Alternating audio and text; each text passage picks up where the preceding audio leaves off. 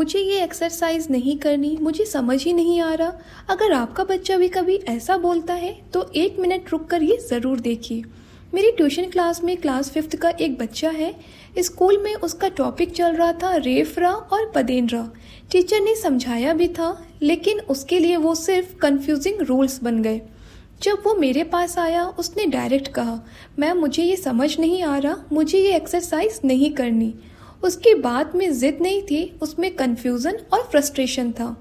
मैंने उसे सिंपल तरीके से समझाया, रेफरा जहाँ अ की आवाज़ नहीं आती और अक्षरों के ऊपर लगता है, पदेनरा जहाँ अ की आवाज़ होती है और ये अक्षरों के नीचे लगता है।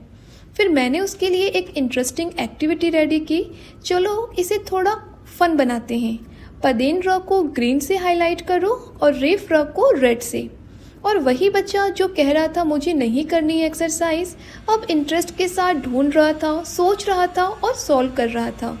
फिर मैंने उसे कहा, अब आप मुझे समझाओ आपने क्या सीखा।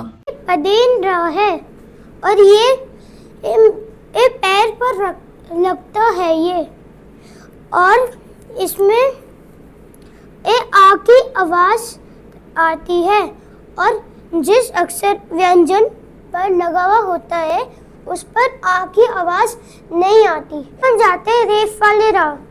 रेफ वाले रा ऊपर लगता है, स्वर के व्यंजन वर्ड शब्द के ऊपर लगता है और इसकी आ की आवाज नहीं आती।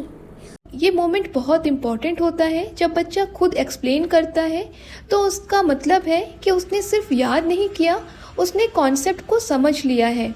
जब बच्चे कलर्स, एक्टिविटी और सेल्फ एक्सप्लेनेशन के थ्रू सीखता है तो उसका ब्रेन उस इंफॉर्मेशन को डीपली स्टोर करता है। इससे उसकी अंडरस्टैंडिंग स्ट्रांग होती है और कॉन्फिडेंस नेचुरली बिल्ड होता है।